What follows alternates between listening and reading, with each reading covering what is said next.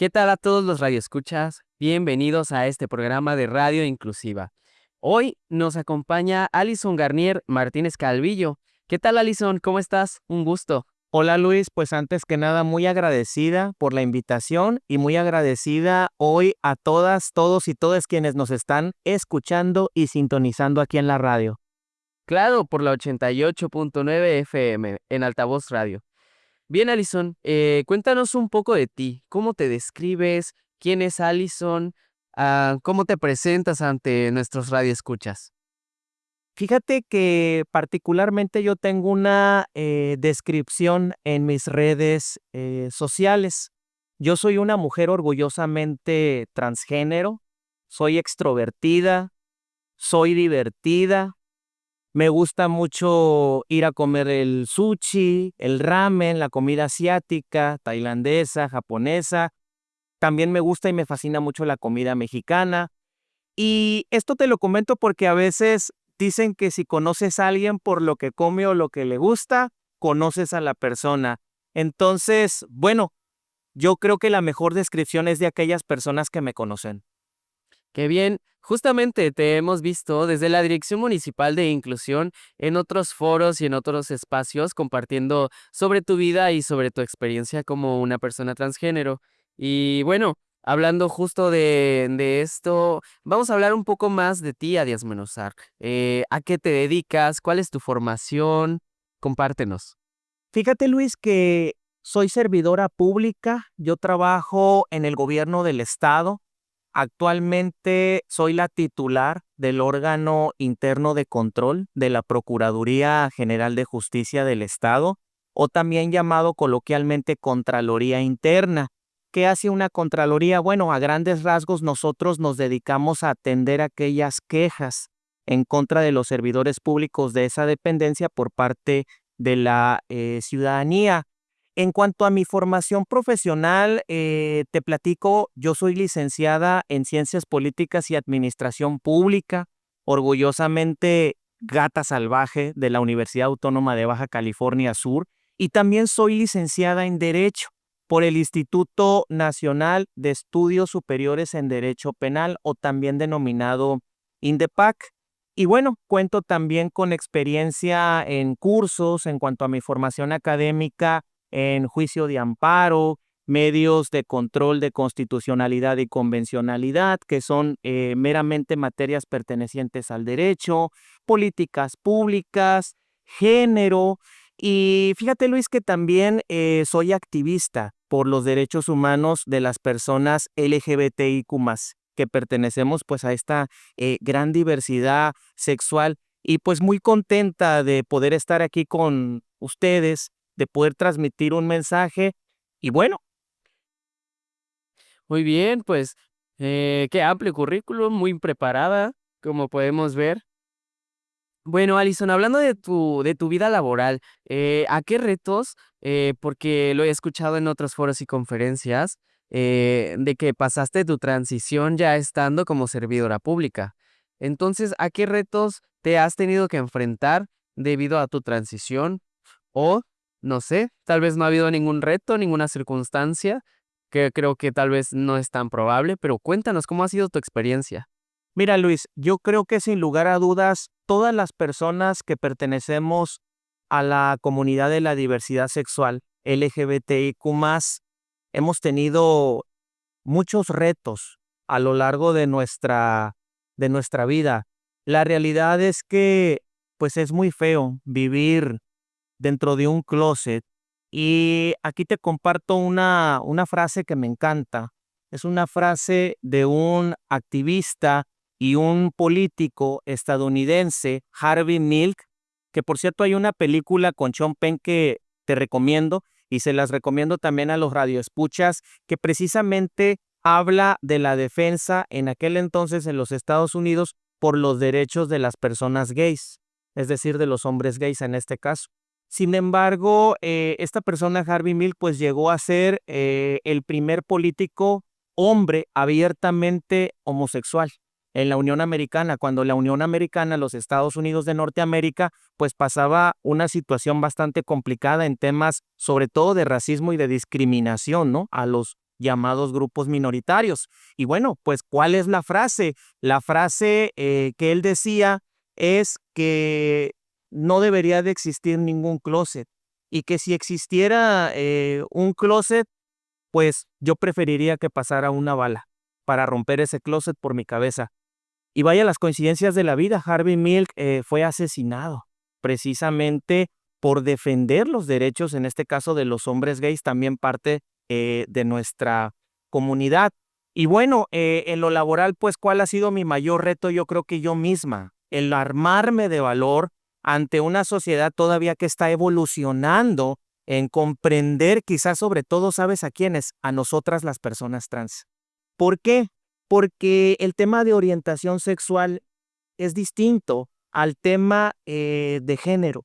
Porque cuando nos educan precisamente conforme a un género asignado al sexo biológico cuando nacimos. Y precisamente las personas trans venimos a romper esos esquemas, esos esquemas asignados en este caso por la sociedad. Me he enfrentado también a retos como lo es la propia discriminación o a retos también de estigmas y prejuicios sociales en cuanto a, por ejemplo, yo te acabo de comentar ahorita mi currículo y te acabo de comentar en qué posición estoy, en mi caso particularmente, porque a veces, ¿sabes qué pasa? Que existen muchos estereotipos o estigmas sociales, sobre todo con las mujeres trans, que quizás somos el sector dentro de la comunidad de la diversidad sexual más discriminada, ¿eh? Déjame decirte que actualmente el Observatorio Nacional por Crímenes de Odio es de quienes registra una mayor tasa de transfeminicidios cada año. Y sin excepción, México, hay que decir las cosas como son, sí es un país transfeminicida. Sin embargo, yo quiero hablar de aquí, de Baja California Sur.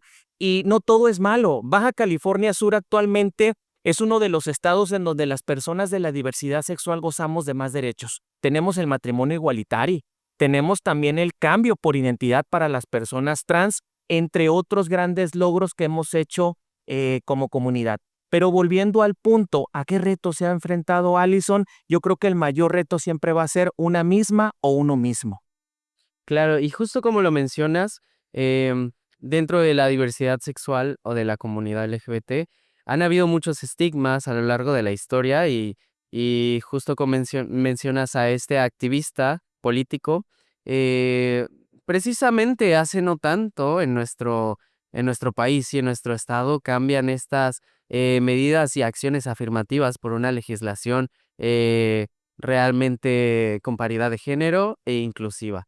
¿Qué opinas tú sobre que realmente ya se hayan garantizado estos espacios y que se estén ganando más espacios para personas de la diversidad sexual? Fíjate, Luis, que sin lugar a dudas es un paso y es un avance súper importantísimo para el sistema político mexicano, el hecho de reconocer las minorías y no solo las personas que pertenecemos a la diversidad sexual LGBTIQ+, sino también afrodescendientes, indígenas, personas con alguna discapacidad también. Es importantísimo las acciones afirmativas porque vienen a definir que también los grupos llamados malamente, a veces minoritarios, también tenemos derechos. Y creo que desde los espacios de representatividad, sobre todo política, es precisamente donde tenemos que defender nuestros derechos. Una de las materias que también me fascina como abogada, obviamente, pues es la materia electoral. Y en este caso, yo soy partidaria de algo que se denomina dentro de las acciones afirmativas autoadscripción calificada. Pero déjame te platico qué es esto, Luis, y déjame le platico también a los radioescuchas. La autoadscripción calificada de cierta manera, sobre todo para nuestro sector, las personas LGBTIQ+, pero específicamente, y quiero hablar a nombre de las mujeres trans, debe de existir. ¿Y por qué debe de existir? Te pongo un caso. En el pasado proceso electoral, si no me equivoco, 2021-2022 en el estado de Michoacán, se ganaron alrededor de 8 alcaldías por hombres que únicamente por el hecho de autopercibirse como mujeres y entrar por acción afirmativa o por principio de paridad, porque muchos, y poniéndose el mismo nombre de varón, hay que decir las cosas como son, únicamente fueron al registro civil a cambiarse el sexo. es decir, la identidad. ¿Y qué pasó? Que son hombres y actualmente están ocupando cargos públicos, en este caso como alcaldes, que esos espacios bien deberían de ser ocupados por mujeres que verdaderamente sean transgénero o mujeres biológicas o simplemente mujeres sin hacer ningún etiquetado. Entonces, volviendo al punto, la autoascripción calificada nos permite precisamente identificar que en este caso un candidato que vaya a ocupar un puesto, una candidatura, por ejemplo, de elección popular, que realmente coincida, que realmente tenga antecedentes, pero que sobre todo realmente demuestre que pertenece a nuestro sector. Justamente hablando en ese sentido, ¿hay mecanismos para garantizar esta participación y no usurpación de espacios? ¿Hay mecanismos ya establecidos por el Tribunal Estatal Electoral o por el Instituto Estatal Electoral? Hace poco tuve el honor de ser invitada precisamente al Tribunal Estatal Electoral, en donde yo les ponía este ejemplo y por qué es necesario que en un momento dado el Tribunal Estatal Electoral tenga que tener resoluciones con conocimiento de causa. Y lo digo con conocimiento de causa precisamente y específicamente hablando del tema de las acciones afirmativas, paridad de género para personas trans en este caso, porque aquí aplican otros derechos. No sé si me explico. Otros derechos en el mero estricto de la palabra, de que, como te lo vuelvo a repetir, tú debes de acreditar. Es decir, como por ejemplo actualmente en la acción afirmativa para pueblos indígenas, se te solicita por parte de la autoridad electoral, en este caso, que tú de una cierta manera compruebes que perteneces a tal grupo étnico para efecto de ocupar esa posición. Sí, con una carta de asamblea de alguna asociación o organización indígena o afromexicana. Exacto. Entonces, en el caso, por ejemplo, vuelvo a decirlo, de las personas trans o personas que se hacen pasar por personas trans únicamente porque si bien hoy la ley le permite a cualquier persona ir a un registro civil y cambiar su identidad, o en este caso su identidad de género, yo considero que sí deben de existir mecanismos jurídicos que de cierta manera comprueben el arraigo, así como bien tú lo mencionabas, en este caso poniendo el ejemplo de una carta que se deriva de una asamblea para acreditarte como una persona indígena y que realmente no vas a usurpar ese espacio por una falsa acción afirmativa que la realidad es que tú ni siquiera representas.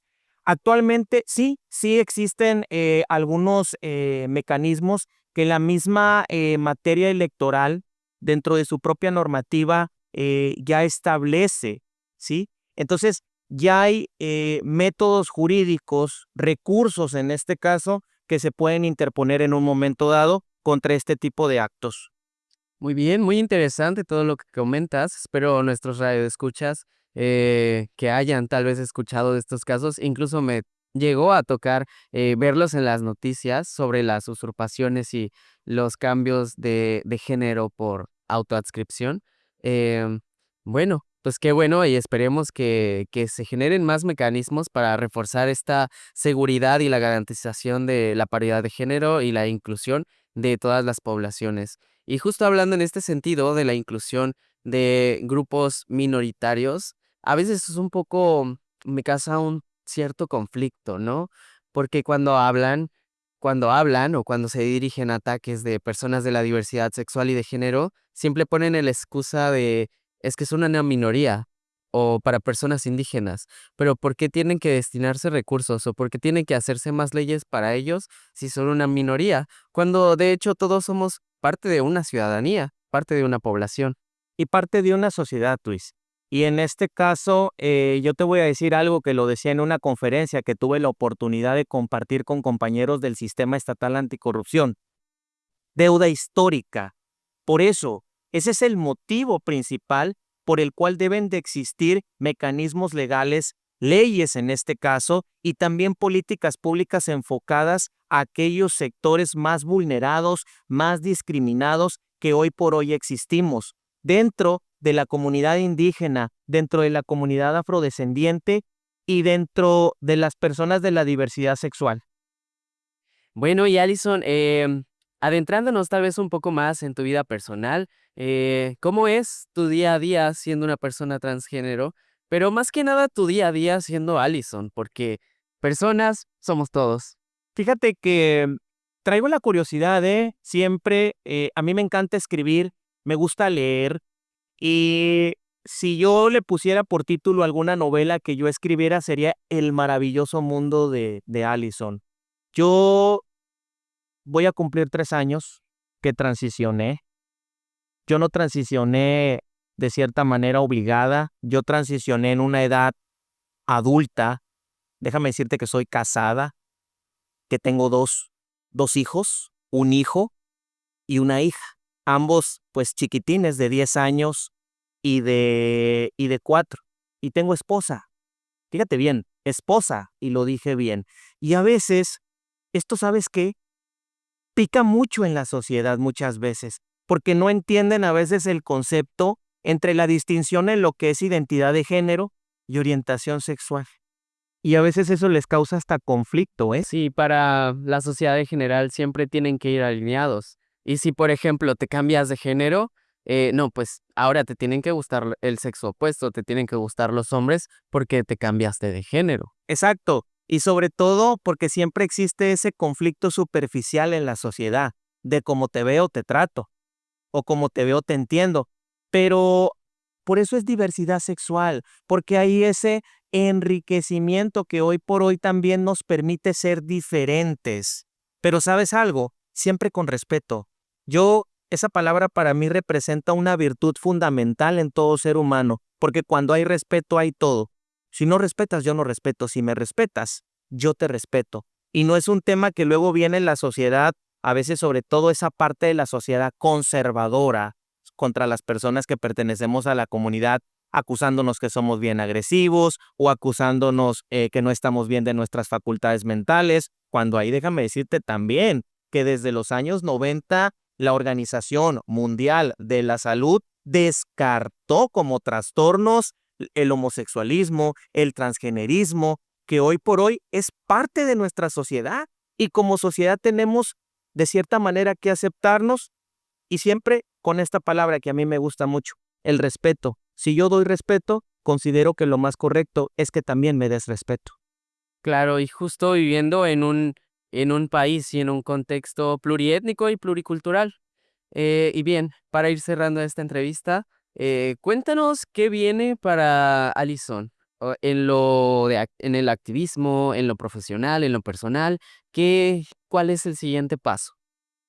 Yo creo que el siguiente paso, y no me da pena decirlo, es seguir consolidándome como quien soy, Alison Garnier. Porque Alison Garnier no existía hace más de 3 años. Alison Garnier apenas legalmente nació el año pasado.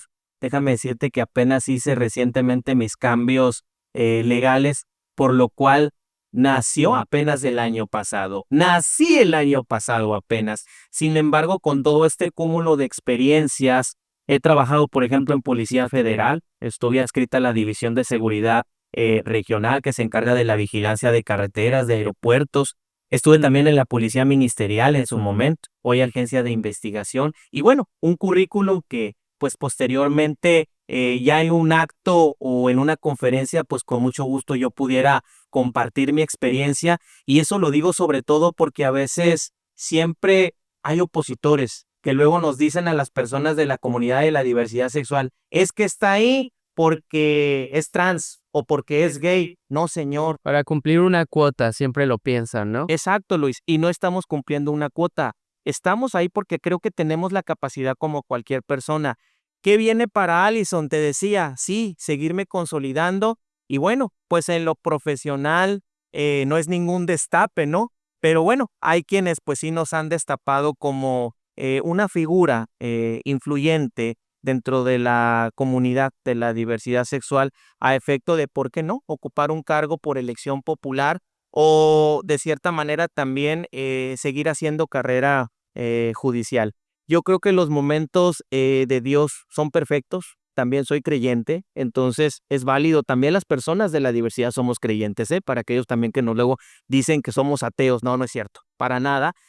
Cree en lo que tú creas, pero pues los momentos vendrán y ya en su momento pues habrá que definir nuestro desarrollo profesional, pero sobre todo también seguir participando con nuestra comunidad y seguir adquiriendo derechos que hoy por hoy ya los hemos conseguido.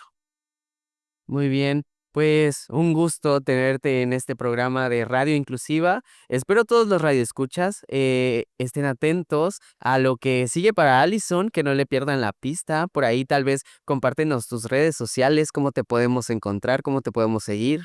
Claro que sí, mira, en Instagram, que casi no lo uso porque soy más facebookera, pero en Instagram me pueden encontrar como Garnier-Allison. Y en Facebook me encuentras como simplemente Allison Garnier.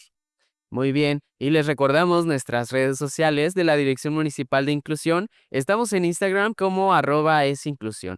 También les compartimos que esta entrevista la vamos a tener completa en video, en podcast, en nuestro podcast de Inclusión en Corto, a través de nuestra red social de YouTube.